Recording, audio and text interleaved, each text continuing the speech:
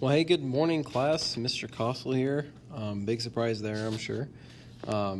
We are doing Chapter 8. We're starting that out. Chapter 8 will cover quadratics. So quadratics, like we talked about in Chapter 7, are really just a fancy name for equations that have something where it's squared. We can see here an example here, y equals ax squared plus bx plus c. That should look pretty familiar to us from last section when we were chaptering. Last chapter where we were factoring, there. You guys can make fun of me for that a lot. That'll be a good one. But anyway, let's go ahead and start off by putting our name on there. So me llamo Señor Costle, or Profe Costle if you prefer. So we spent a lot of time looking at linear equations, which can be written as y equals mx plus b. We said, hey, linear equation, the degree of this is 1, because the highest power here is 1. The highest power is 1, and we see that right there, that invisible 1, the exponent's on the x. And what does it look like? Well, it just looked like a line to us. So some examples could be that, or that, or that. Just any line. Well, quadratic equation, the format y equals ax squared plus bx plus c. We've seen the ax squared plus bx plus c. We call that our standard form for quadratics. So we're just going to put in the y equals.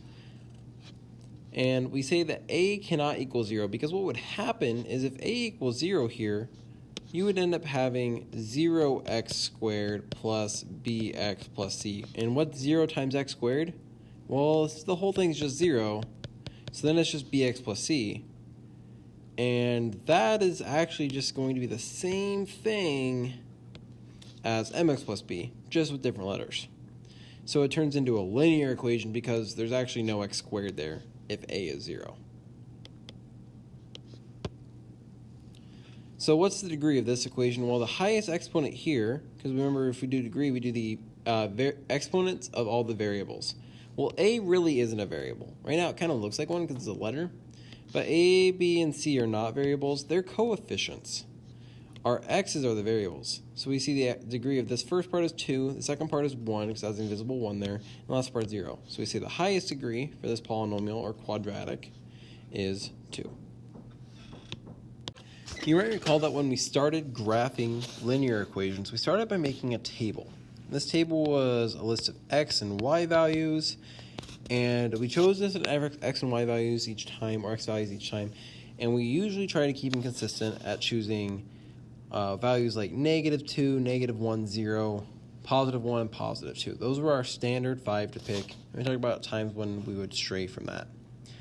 Right here for this table, for our first time seeing it, I want us to go actually from -3 all the way through to +3. Quite a bit here. And as we plug these in, you'll have y equals x squared. So y equals -3 being squared. Now what's important here is we have this -3 in parentheses, because if you don't have that in parentheses, what that's saying is it's really negative +3 times +3. So it's actually like be a -9. That's not what's happening. -3 itself is being squared, which is -3 times -3, or +9. And if we do the next one, y equals -2 being squared, that's +4. Y equals -1 being squared, that's +1. This is probably our favorite one, 0 squared, 0. Y equals 1 squared, 1. 2 squared, 4. And 3 squared, which is 9. Now, I know I didn't say this earlier, but I've said it on previous videos for you guys, of if you're watching this and you're feeling like Mr. Costle is going too slow, okay, you can speed it up. If you feel like Mr. Costle is going too fast, okay, slow it down. Go back to a part, rewind it, that's perfectly fine, okay? Well, Mr. Costle, I want to work on this next problem by myself. Okay, well, pause the video. Feel free to pause it, try it yourself, and then play the video and see what I end up getting, okay? And see if it's the same thing. Feel perfectly free to do that and just kind of make this at your own pace, okay? So next we're going to plot these points. So I'm going to go to -3 and I'm going to go 9 up. So I'm going to go 3 to the left, 9 up. And I believe it ends up being right there. Well, next I'm going -2 and 4 up. Then I'm going to do -1 and 1 up. You should already see that's not quite forming a straight line, especially here, 0, 0. Then we're going to do 1 to the right, +1 up. So then you have 1, 1. Then we're going to have 2 to the right, 4 up. And 3 to the right, 9 up. And you might notice, I think I went 8 up instead of 9 on accident. I did accidentally go 8 up. Let me fix that there. On both the left and the right, +3 and -3. You might notice this is kind of mirroring on both sides. So as we connect these points, it creates this U shape. And maybe I'll do a better job of it here. Oop, almost had it. My goodness. Man, it's just like I'm here today in class. No different. Alright, so it ends up looking like this U shape, okay? And this U shape is very unique to quadratics. Now we might also notice this U shape kind of looks like it's just mirroring each other. If we were to cut it along this, it looks like it's mirrored or flip-flop from on each side of those. This graph, we call it a parabola. Kind of looks like it's spelled parabola. Parabola, though, is how it's pronounced. Parabola. So a parabola is that U shape. So if A is positive, so if the number in front of the x squared A is positive, so in this case A was a +1, then it is going to, this parabola, this U-shaped, is going to open up. So if A is positive, the parabola opens up. If A is negative, so it's like a negative x squared, or negative something x squared, it's going to open downward. So it opens down.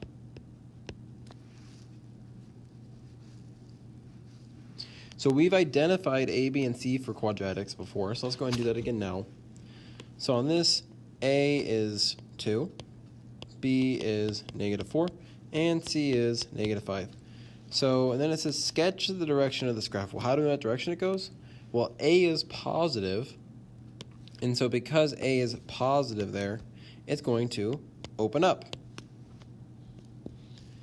On the next one, A is -1, B is 0, there's no B, and C is 3. So A is negative here, so this one's going to open down. So let's just go over some facts about parabolas.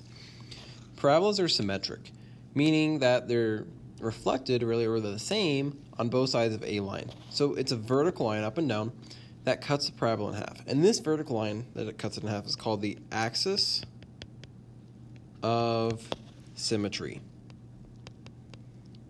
It's just saying a vertical line that cuts it in half, okay? So it's written as the equation of a line. X equals a number. Well, if you remember from earlier, okay, x equals a number is a vertical line.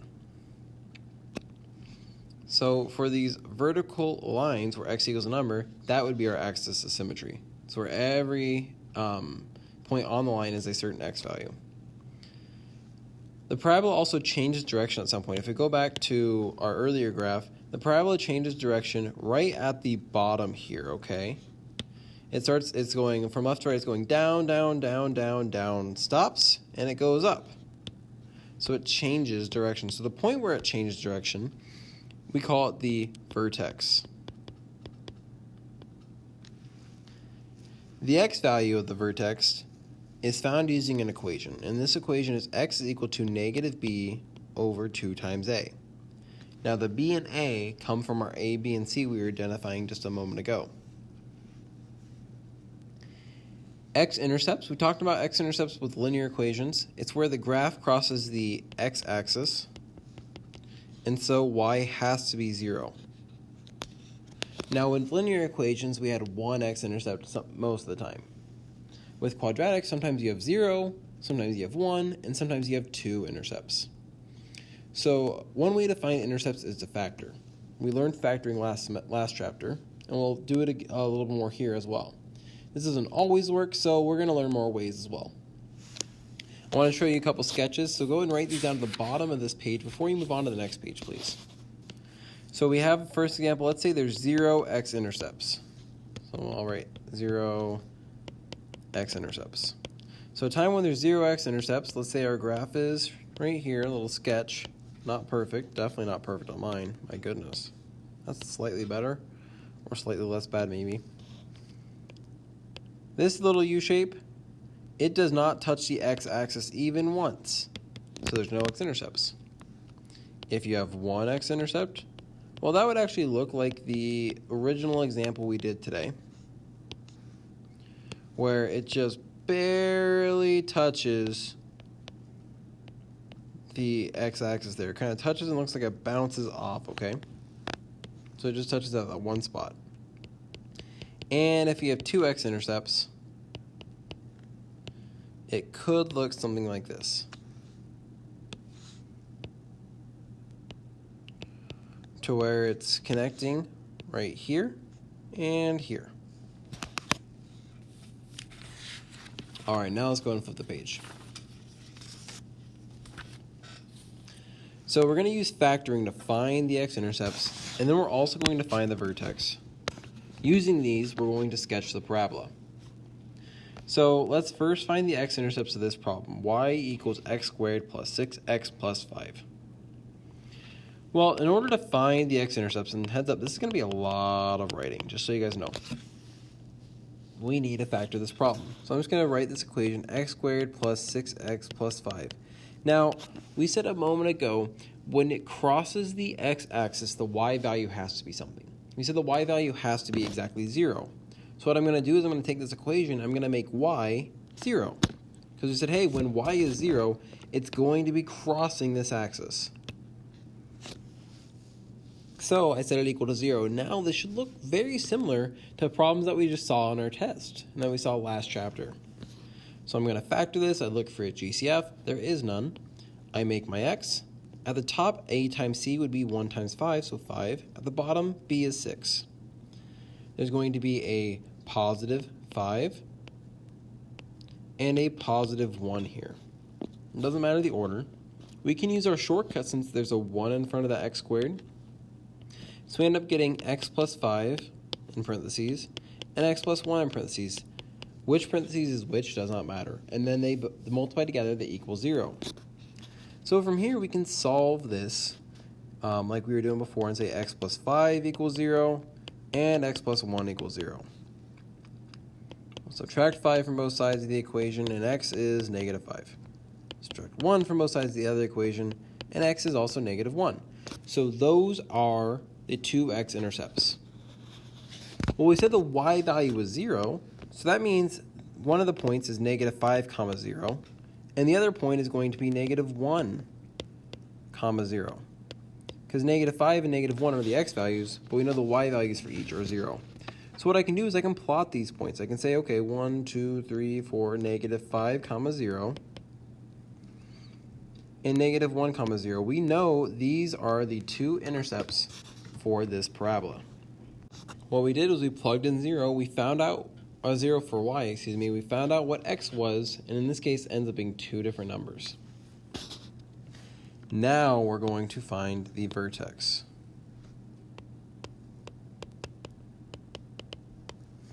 The vertex is going to be found by using that equation that we were talking about earlier, x equals negative b over 2a.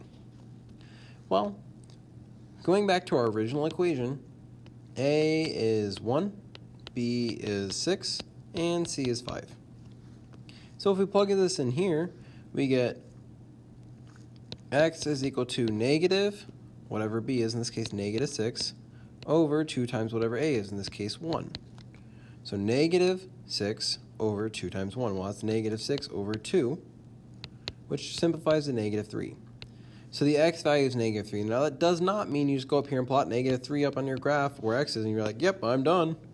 No, that would be a straight line, and it's not a straight line. It's going to be a U parabola. So what we do is we say, okay, well, I know the x value is -3 for wherever the vertex is. Now what I need to find is the y value. So you take your original equation, this y equals x squared plus 6x plus 5, and you replace the x with -3. So instead of x being squared, you have -3 being squared. Instead of x times 6, you have 6 times that -3, and we're still adding that 5 at the end. And we solve this. So we say, okay, well, -3 being squared. -3 times -3 is 9. 6 times -3 is -18, and we have that plus 5. If we add these together, we end up getting -4. So our vertex, we say, is -3 for the x, -4 for the y. So it's -3 comma -4. This is the point we graph. So I go 3 to the left, I go 4 down, I graph this point, connect them in a U shape because we know that's how parabolas look, and I successfully sketched the parabola. So to recap, we started by finding the x-intercepts, then we found the vertex, and then we sketched the parabola using those things. So we found 3 different points, and we used that to help us. Mr. Kossel, how should we know if we did it right? Well, great question. There's a couple ways we can look at this. One is to make sure, did it open up if it should open up? Did it open down if it should open down? So we say, okay, well, A was positive in this in number 1 here. A was a positive 1, so it should open up. And it does open up. That's good to know, okay?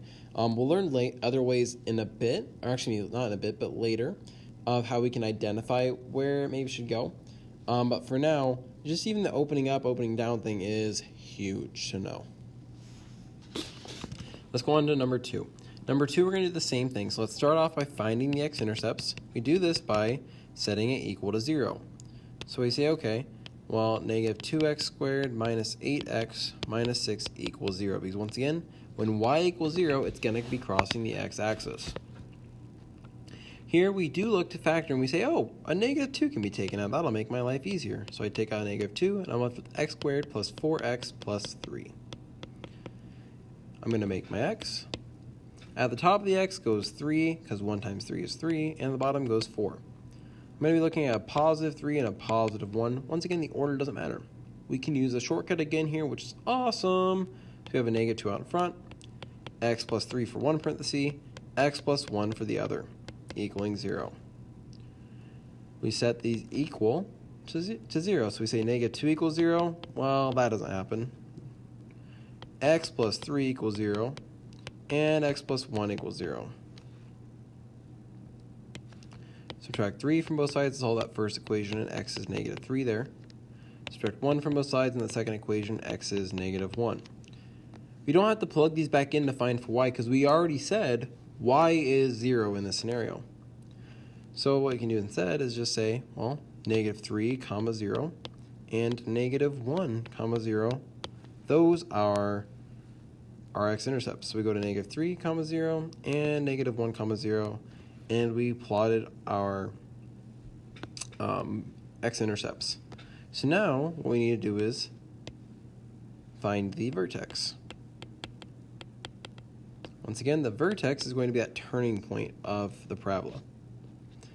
And we're going to do this by using the equation x equals -b over 2a. What this does is it gives us the x value so we can plug it in and find the y value. So, going back to the original, a is -2, b is -8, and c is -6. Well, hey, Mr. Kossel, can we use the numbers inside the parentheses instead like we do for the x? Great question, great question. Well, let's look at how that would change it. If we use the original numbers, okay, or if we use those new numbers, 1, 4, and 3, rather than -2, -8, and -6, it actually wouldn't change anything. But is it possible we made a mistake doing that? Yeah, it's possible. So we want to be careful. So using the original numbers can actually be a way we can use to check that we're doing it correctly. I'll talk about how we do that in just a moment. So we plug these in. X is equal to negative b, so negative of negative 8. We see two negatives there, and 2 times negative 2. Those two negatives on the top are going to give us a positive 8, and 2 times negative 2 is negative 4. So we have 8 times 8 divided by negative 4, which is going to give us negative 2.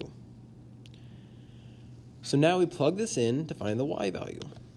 So we say, okay, well, y is negative 2 times the quantity, times negative 2 being squared, minus 8 times negative 2 minus 6. Well, negative 2 times negative 2 being squared is 4. Negative 8 times negative 2 is positive 16. And we have that minus 6. I'm going to move this over here because I'm running out of room. Negative 2 times 4 is negative 8. 16 minus 6 is 10. So y is positive 2. So our vertex ends up being negative 2, comma 2. So we graph it here, negative 2, comma 2. And we go ahead and sketch our graph. And we say, okay, well, let's check a couple things to make sure it's reasonable. Should it open down? Well, yeah, it does start off negative with a negative 2x squared. So it should open down. That's good. And then, is everything kind of lined up? If we notice, this vertex is halfway between exactly those x-intercepts. And it is halfway between. It's one away from each of them. And so double checking those kind of things are very important to us to make sure that we know what we're doing and we're getting it right. Let's continue on to number 3. Y equals 2x squared minus 8x. So once again, factor this to find the x-intercepts. So we say 2x squared minus 8x is going to equal 0 because we want the x-intercepts, which is where y equals 0. First step to factor, look for a GCF. Oop, I forgot the squared on 2x. Factor out of 2x, we're left with x minus 4 equals 0. Inside the parentheses, we look for dots. We don't have it, though, because it's just x instead of x squared. But this is actually already factored completely. So we can set up our two equations. 2x equals 0, and x minus 4 equals 0. Solve these equations by dividing by 2 on the first one. X is 0, and then adding 4 on the second one. And x is 4. So those points, and you don't have to write out this next step I do every time, I've been doing, of 0, 0, and 4, 0. But if it helps you to write that out to make sure that you're putting these in the right spot, then feel free to do that. So next we want to find the vertex. So that's x equals negative b over 2 times a. We say, okay, well, a is 2, b is negative 8, and c is 0. That's okay, we don't need c anyway. So x is equal to negative of negative 8 over 2 times 2.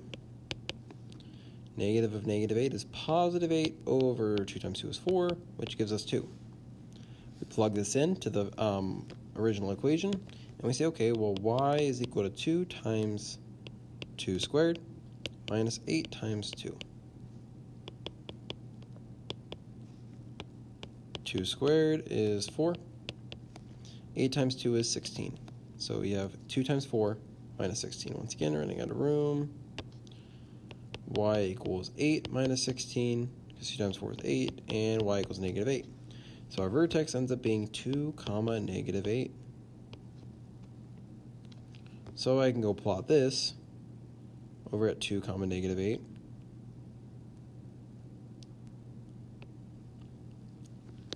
And connect it. So we say, hey, is this reasonable? So should it open up? And we say, yeah, it should, because the A is positive, it starts off with a positive 2. And then, is our vertex exactly halfway between our x-intercepts? If so, well, that's probably something good. If not, well, we did something wrong, whether it's x-intercepts, vertex, or both. Let's move on to number 4 here, our last of these examples for the day. On number 4, once again, we're going to be looking to find the x-intercepts by factoring. So we say, well, x squared minus 9 equals 0. We're going to make y 0, because we say, hey, that's when we have our x-intercepts. So 2 terms, we look for a GCF. There is none, but there is difference of 2 squares, or dots. X squared and 9 are perfect squares, and we're subtracting them, aka difference. So we make our two parentheses. That equals 0. The first is going to be the square root of the first x minus the square root of the second 3. Second thing is the same thing but addition. If you want to do plus on the first parenthesis, minus on the second, that's also perfectly fine. Then I can set up each equation. X minus 3 equals 0, and x plus 3 equals 0. Because our zero product property says, hey, if these multiply to equal 0, at least one of them, if not both, have to be 0. Add 3 to both sides for this equation. X is 3. Subtract 3 to both sides in the second equation. X is negative 3. And so we say, okay, well, our zeros, or excuse me, our x-intercepts, which are called zeros later in math, are 3, 0, and negative 3, 0. So we can go up here, we can plot those.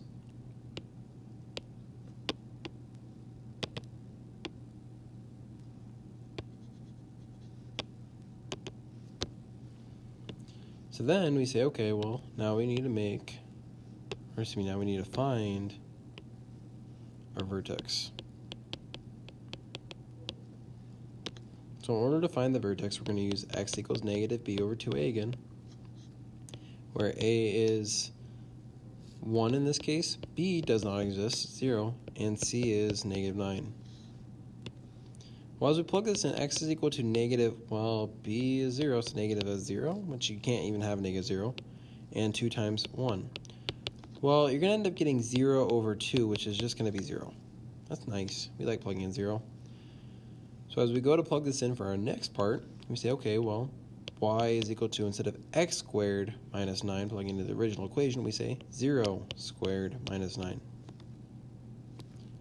Well, 0 squared is 0 minus 9, and that's just going to be negative 9. So our vertex ends up just being, y equals, 0 comma negative 9. So we plot this.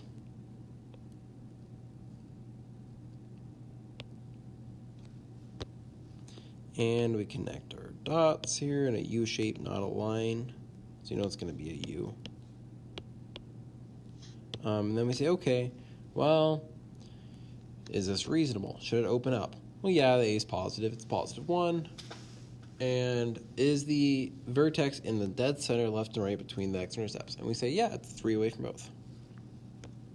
Continuing on, we have a few more vocabulary words for the first day of this section, first day of this chapter. So we have the maximum. The maximum is going to be the highest point on a parabola. You might get that from the word maximum. Minimum is going to be the lowest point. A graph either has one of them, but never ever both. Concave up is just a parabola that opens up. If it's concave down, it opens, you probably guessed it, down. Roots and zeros are other terms for when the quadratic equation equals 0. So a moment ago when I said, oh, well, our zeros are 3 and negative 3 on number 4, well, that's just another term for it. You can call them x-intercepts, you can call them zeros, you can call them roots or roots, however you want to pronounce that word. Any of those are okay. So last chapter when we had a double root, that was because these are called roots. So that's what I was talking about then. So let's use these. So on this first one, we say, okay, well, what's the axis of symmetry here? The axis of symmetry is going to be that vertical line where it cuts it in half. So we see the vertical line where it cuts this parabola in half is right here. So what's the x value? Well, x equals what value this entire time? It equals 0. It's just on the y-axis. Where is the vertex? Where's the turning point here? The turning point of this graph is 0, 0. Max or min at, and I want to circle which one it is. So is it going to be a maximum or a minimum? Well, this graph will not have a highest point. The reason it will have a highest point is because it goes on forever upwards, infinitely high. But it has the lowest point. It will never go lower than right here. So it has a minimum, and that minimum is when y is 0. We're going to say y is equal to something there because the y value is our height. It's the up and down. Is this graph concave up or down? Does it open up or down? Well, it opens up. And then we're going to ask, okay, how many x-intercepts does it have? How many times does it cross that x-axis? It crosses it once. Once again, feel free to pause this video and try and do the next couple. and then continue and see what you get compared to me. The next one, our axis of symmetry, it's wet vertical line, intersects it, cuts it in half. Well, let's look. It looks like it's when x is 2, so we put x equals 2. It's an equation of a line there. The vertex is going to be at 2, 4. That's our turning point here.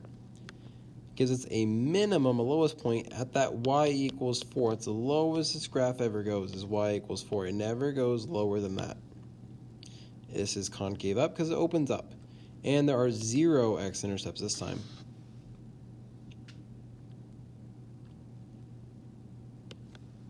On this last one, the axis of symmetry, it cuts it in half right here at x equals -4. The vertex is at -4, 3. This one doesn't have a minimum because it goes infinitely down. However, it does have a maximum, and this maximum is when y is 3. It will never go higher than that, but it gets up to that. This one's not concave up, it is concave down, and we have 2 x-intercepts this time, because it touches the x-axis 2 times. Now you might be noticing, Mr. Kossel, we're using a lot of the same numbers on a problem. So, like for example, on number 2, when the axis of symmetry was 2 and the min was 4, x was 2, y is 4, our vertex was x being 2, y being 4. Same thing happens on the last problem there, where we have x is -4, while on the vertex, x is -4. The maximum here, y is 3, while the vertex is 3. And the axis of symmetry and the vertex on the first one are 0, 0, 0. Well, that's not a coincidence. That's actually going to be a very normal thing that we'll see continually happen here. I just copied this problem down twice, it looks like. Silly Mr. Kossel here. Well, all right, guys. You are done taking these notes. Go ahead and go up to the sub today and get that worksheet for 8.1. And go ahead and do the entire worksheet on this. You have the rest of the time to work on that. When you're doing this worksheet over 8.1, you'll notice those last 3 problems, numbers 13 through 15, it asks you to graph them, okay, just like we were doing here. So when we're graphing these, you might notice, like, well, where's my graph paper, okay? It's actually on the back of your worksheet, so flip it over. There's 4 graphs, so you have 1 for each problem and an extra if you need it. All right, well, I will see you guys next class. Enjoy the rest of your day.